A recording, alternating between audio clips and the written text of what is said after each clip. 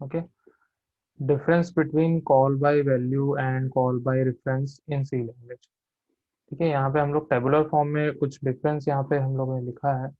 Call by value में सबसे first point है, ए copy of the value is passed into the function. ठीक है, जो हम लोग एक्चुअल पैरामीटर में जो वैल्यू हम लोग पास करते हैं वो कॉपी होती है formal parameter.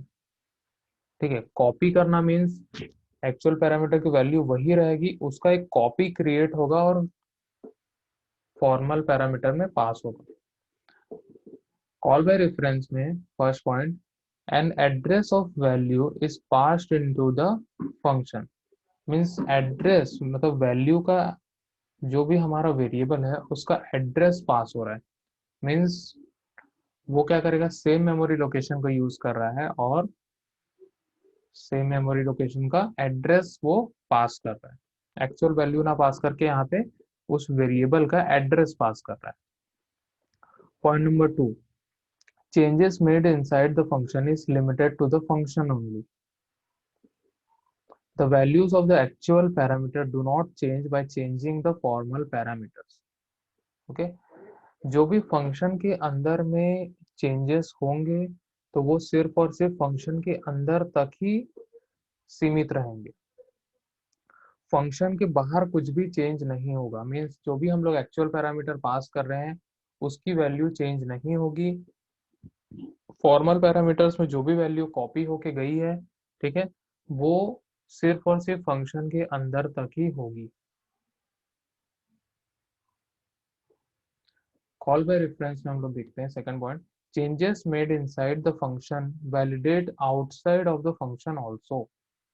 The values of the actual parameter do not change, sorry do change by changing the formal parameters. जो भी चेंजेस होंगे फॉर्मल पैरामीटर्स में वो रिफ्लेक्ट करेंगे किसमें, एक्चुअल पैरामीटर में भी रिफ्लेक्ट करेंगे। क्यों रिफ्लेक्ट करेंगे, क्योंकि वहां पे एड्रेस पास हुआ है। Okay, address of the variable, address पास होने से क्या हो रहा है, वो डायरेक्ट उस एड्रेस पे जाके मॉडिफाई करते रहे उस वैल्यू को। Point number 3, actual and formal arguments are created at the different memory location. जो भी एक्चुअल पैरामीटर्स हैं और फॉर्मल पैरामीटर्स हैं, ठीक है, उसी को हम लोग आर्गुमेंट्स भी बोलते हैं, दोनों बोथ आर सेम। ठीक है, तो दोनों मेमोरी लोकेशन अलग अलग होंगे। एक्चुअल पैरामीटर्स की मेमोरी लोकेशन अलग होंगे, फॉर्मल पैरामीटर्स की मेमोरी लोकेशन अलग होंगे। देन इसके बाद हम लोग कॉल बाय रेफरेंस में आते हैं, actual and formal arguments are created at the same memory location. ठीक है, एक्चुअल पैरामीटर और फॉर्मल पैरामीटर दोनों के दोनों सेम मेमोरी लोकेशन में क्रिएट किए जाते हैं, क्योंकि वहाँ वेरिएबल का एड्रेस पास हो रहा है। हम लोग एक्चुअल पैरामीटर में भी एड्रेस पास कर रहे हैं, फॉर्मल पैरामीटर में भी एड्रेस ही पास कर रहे हैं। तो क्या, ठीक है, तो यहाँ पे एक ही सेम मेमोरी लोकेशन का एड्रेस पास हो रहा है, जो और वो लोकेशन किसका है, जो वेरिएबल हम लोग ने यूज किया है उसका मेमोरी लोकेशन होगा। तो यहाँ पे मेजर 3 डिफरेंस हम लोग ने देखा, कॉल बाय वैल्यू में और कॉल बाय रेफरेंस में। ओके, रिकर्शन इन सी, या फिर हम लोग इसको बोलते हैं recursive function. Recursion is the process which comes into existence when a function calls a copy of itself to work on a smaller problem. Any function which calls itself is called recursive function. ठीक है, अगर कोई हमने ऐसा function बनाया है जो खुद को कॉल करता है, ठीक है, फंक्शन कॉलिंग इटसेल्फ। ठीक है, कोई भी ऐसा फंक्शन जो अपने ही डेफिनेशन में वो खुद को कॉल करेगा, ठीक है, उसको हम लोग बोलेंगे recursion. And such function calls are called recursive calls. ठीक है, जो भी वो फंक्शन कॉल हो रहा है जो खुद को कॉल कर रहा है उसको हम लोग बोलते हैं recursive calls. Recursion involves several number of recursive calls. However, it is important to impose a termination condition of a recursion. Recursion code is shorter than iterative code, however, it is difficult to understand. ठीक है, अब यहाँ पे जो function खुद को call कर रहा है, ठीक है, तो वो क्या है, वो भी एक प्रकार से लाइक जैसा लूप चलता है वैसे ही चलता है, लेकिन एक एक स्टेप डाउन होते जाता है इसमें, ठीक है। मतलब फंक्शन खुद को कॉल करेगा, और वो कब तक कॉल करेगा खुद को, उसका हम लोग को टर्मिनेशन कंडीशन भी यहाँ पे लगाना होता है, ठीक है। तो यहाँ पे जो हम लोग कोड लिखते हैं रिकर्सिव फंक्शन के लिए, वो जनरली शॉर्टर रहता है जो हम लोग लूप्स वगैरह में यूज करते हैं उससे, उसके मुकाबले। Recursion cannot be applied to all the problem, but it is more useful for the task that can be defined in terms of similar subtasks. For example, recursion may be applied to sorting, searching, and traversal problems. ठीक है, generally recursion जो है use किया जाता है sorting में, searching में और ट्रेवर्सल प्रॉब्लम्स में, ठीक है। ये तीनों चीजें डेटा स्ट्रक्चर की होती है, ठीक है। बीसीए सेकेंड ईयर में हम लोग पढ़ेंगे डेटा स्ट्रक्चर, तो वहाँ पे ये तीन टॉपिक आएंगे, सॉर्टिंग, सर्चिंग और ट्रेवर्सल प्रॉब्लम, ठीक है। बहुत सारी टेक्निक्स होती है जो बड़े बड़े डेटा को हैंडल करती है, ठीक है। आगे देखते हैं, generally iterative solution are more efficient than recursion since function call always overhead. Any problem that can be solved recursively can also be solved iteratively. However, some problems are best suited to be solved by the recursion, for example, Tower of Hanoi, Fibonacci series, factorial finding, etc. ठीक है, तो यहाँ पे अगर हम लोग कोई भी ऐसा प्रॉब्लम सॉल्व कर रहे हैं जिसमें हम लोग रिकर्शन यूज किए, ठीक है, सेम प्रॉब्लम को हम लोग इटरेशन या फिर लूप्स का भी यूज करके हम लोग प्रोग्राम बना सकते हैं। यहाँ पे हम लोग को प्लस पॉइंट मिल जाता है। तो जनरली हम लोग रिकर्शन कहाँ कहाँ पे यूज करते हैं, टावर ऑफ हेनॉई, ठीक है, फिबोनाची सीरीज, फैक्टोरियल फाइंडिंग, ऐसे बहुत सारे छोटे छोटे प्रॉब्लम्स होते हैं जहाँ पे हम लोग यूज करते हैं फैक्टोरियल, सॉरी, रिकर्शन को। यहाँ पे हमने एक एग्जांपल बनाया है, ठीक है। इस एग्जांपल से हम लोग समझते हैं कि एक्चुअल हम लोग कैसे इम्प्लीमेंट कर रहे हैं इसमें।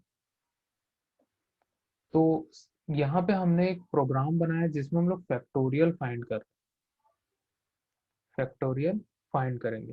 फैक्टोरियल का मीन्स हम लोग को अगर हम लोग को अगर 5 का फैक्टोरियल निकालना है, लाइक हम लोग यहाँ पे 5 का फैक्टोरियल निकालते हैं, ठीक है। हम लोग ने 11th 12th में पढ़ा होगा, जो लोग मैथ्स वाले हैं उन लोग पढ़े होंगे, ठीक है।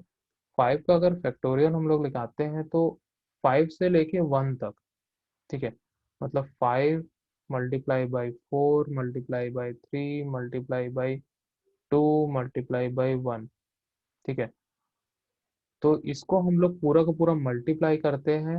5 मल्टीप्लाई बाई 4 होगा 20, 20 मल्टीप्लाई बाई 3 होगा 60, 60 मल्टीप्लाई बाई 2 होगा 120, 120 मल्टीप्लाई बाई 1 होगा 120। तो हम लोग को इसका आउटपुट मिलेगा 120, ठीक है। अब यहाँ पे हो क्या रहा है, कॉन्सेप्ट क्या लग रहा है, मान लो ये 5 है एफ की वैल्यू, ठीक है, ये एफ है, ये है एफ माइनस वन, ठीक है। फिर उसके बाद एफ माइनस वन को माइनस वन करेंगे, ठीक है, फिर माइनस वन होगा, फिर माइनस वन होगा, इस टाइप से माइनस वन कर रहे हैं, ठीक है। तो इसका फॉर्मूला क्या बनेगा, इसका फॉर्मूला क्या बनेगा, ठीक है, फंक्शन एफ माइनस वन, ठीक है, फिर उसके बाद फंक्शन एफ माइनस वन जो है उसको वापस से माइनस वन कर रहा है, ठीक है, फिर से क्या कर रहा है, माइनस वन कर रहा है, फिर से क्या कर रहा है, माइनस वन कर रहा है, ठीक है। तो अप टू कहाँ तक जाएगा, वन तक जाएगा, ठीक है। तो यहाँ पे माइनस वन करके मल्टीप्लाई करते जा रहे हैं हम लोग, मतलब हम लोग ने एक फैक्टोरियल के लिए फंक्शन बना लिया, ठीक है, उसको हर वैल्यू के लिए कॉल करेंगे यहाँ पे, ठीक है। तो ये अपने आप को ही कॉल कर रहा है और यहाँ से बन रहा है रिकर्शन, ठीक है। तो प्रोग्राम से हम लोग इसको समझते हैं कि क्या होता है रिकर्शन, ठीक है। स्टार्ट करते हैं हम लोग अपने प्रोग्राम को। तो हम लोग ने सबसे पहले एक यहाँ पे फंक्शन डिक्लेयर कर लिया इंट फैक्ट, और यहाँ पे हम लोग ने एक पैरामीटर लिया है इंट, ठीक है, हम लोग ने यहाँ डिक्लेयर कर लिया। देन उसके बाद आते हैं हम लोग यहाँ पे मेन में, ठीक है। सबसे पहले हम लोग ने दो वेरिएबल डिक्लेयर किया, एन और एफ, ठीक है। एन नंबर के लिए जो हम लोग नंबर इनपुट लेंगे और जिसका भी हम लोग फैक्टोरियल निकालना चाह रहे हैं उसका, ठीक है। देन उसके बाद हमने प्रिंट किया enter number whose factorial you want to calculate, okay. Then उसके बाद वो नंबर हमने ले लिया, मान लो 5 हमने लिया है, ठीक है, इनपुट हमने कर लिया 5। अब यहाँ पे फंक्शन कॉल हो रहा है, फैक्ट को हम लोग कॉल कर रहे हैं, उसके अंदर एन पास कर रहे हैं, मीन्स फैक्ट ऑफ 5। ये 5 वैल्यू कहाँ पास हो रही, इस एन में पास हो रही है, मतलब पैरामीटर में पास हो रही है, और ये हम लोग को एक वैल्यू रिटर्न करेगा। अब क्या वैल्यू रिटर्न करेगा वो हम लोग देखते हैं। तो कंट्रोल अब आ जाता है इस फैक्ट में, ओके। फैक्ट में हम लोग को कंट्रोल आ जाएगा। अब उसके बाद हम लोग क्या करेंगे, इसको डिफाइन करें, इफ n इक्वल टू 0, यहाँ पे हमने सबसे पहला कंडीशन लगाया, इफ n इक्वल टू 0, मतलब n की वैल्यू जो यहाँ पे आएगी, यहाँ पे 5 आ रही है, ठीक है। 5 को सबसे पहले 0 से मैच करेगा, अगर वैल्यू हम लोग एंटर करेंगे 0, ठीक है, तो रिटर्न कर देगा 0, ठीक है। Else if n equal to 1, return 1, ठीक है। अब अगर हम लोग यहाँ पे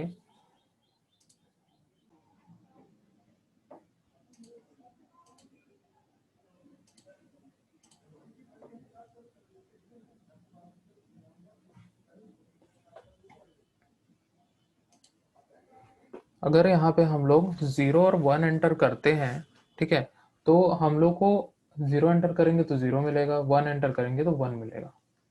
एल्स, फाइनल एल्स में यहाँ पर रिटर्न करेगा n multiply by fact n minus 1, n multiply by fact n minus 1। अब n की वैल्यू है 5, ठीक है, तो यहाँ पे क्या होगा, n मतलब 5 multiply by fact n minus 1, मतलब क्या हो जाएगा 5 माइनस 1, ठीक है, 5 माइनस 1 पास होगा, मीन्स क्या होगा, फैक्ट में 4 पास होगा, ठीक है। अब ये खुद को कॉल किया, यहाँ पे खुद को कॉल किया, मतलब ये 4 जो है वो कहाँ पे आएगा, अब इस n में आ जाएगा, n की वैल्यू हो जाएगी 4। 4 को चेक करेगा 0 से, 0 नहीं है, 1 से चेक करेगा 1 भी नहीं है, फिर से यहाँ पे आएगा, ठीक है, फिर मल्टीप्लाई, अब ये जो 4 है, ठीक है, ये n की वैल्यू है, ठीक है, 4 multiply by fact of n minus 1, n minus 1, ठीक है। n माइनस 1 मतलब n की वैल्यू थी 4, 4 माइनस 1 क्या हो जाएगा 3, ठीक है।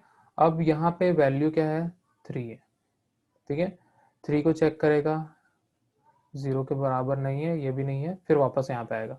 अब यहाँ पे 3 मल्टीप्लाई बाई, ठीक है, 3 multiply by fact of n minus 1, ठीक है, 3 माइनस 1 क्या हो जाएगा, 3 माइनस 1 इक्वल टू 2, ठीक है। अब n की वैल्यू क्या है 2 है, n की वैल्यू 2 हो गई, 2 0 के बराबर है क्या नहीं है, 1 के बराबर है क्या नहीं है, वापस से एल्स में आ जाएगा। यहाँ पे फिर मल्टीप्लाई कर रहा है, किससे, n माइनस 1 से, फैक्ट ऑफ n माइनस 1, ठीक है, मतलब 2 माइनस 1 हो गया 1, ठीक है। अब न्यू n की वैल्यू क्या है 1 है, तो यहाँ 1 आ गया, ठीक है। 0 के बराबर है क्या नहीं है, 1 के बराबर है क्या, यस, ठीक है, रिटर्न करेगा 1, 1 रिटर्न करेगा, और यहाँ पे हम लोग को 1 मिल जाएगा। तो यहाँ पे 5 multiply by 4 multiply by 3 multiply by 2 multiply by 1, हम लोग को इस टाइप का इक्वेशन देखने के लिए मिलेगा, और यहाँ पे टोटल कैलकुलेट हो जाएगा, रिटर्न कर देगा, और यहाँ पे हम लोग को मिलेगा 120, ये हम लोग को फाइनल आउटपुट मिलेगा। तो यहाँ पे हम लोग ने देखा कि कैसे ये फैक्ट जो है वो अपने आप को कॉल कर रहा है। यहाँ पे n पास हुआ था, यहाँ पे n पास हुआ है, और यहाँ पे n-1 पास हुआ है, मीन्स इस n को हम लोग अपने अकॉर्डिंग यहाँ मॉडिफाई कर लिए। बस यही डिफरेंस है यहाँ पे कि यहाँ पे n-1 पास किया और यहाँ पे n है। मीन्स यहाँ पे ओरिजिनल वैल्यू जो थी उसको हम लोग पास कर रहे हैं और यहाँ से हम लोग उसी को 1 - 1 करके मतलब जो भी n की वैल्यू उसको -1 करके पास कर रहे हैं, और n-1 की जो वैल्यू होगी वहाँ पे n में कॉपी होगी और वापस से सेम कोड एग्जीक्यूट होगा, फिर यहाँ पे आएगा, फिर कॉल हो रहा है, फिर हो रहा है, मतलब एक प्रकार का यहाँ पे इटरेटिव स्टेटमेंट्स यहाँ पे चल रहे हैं।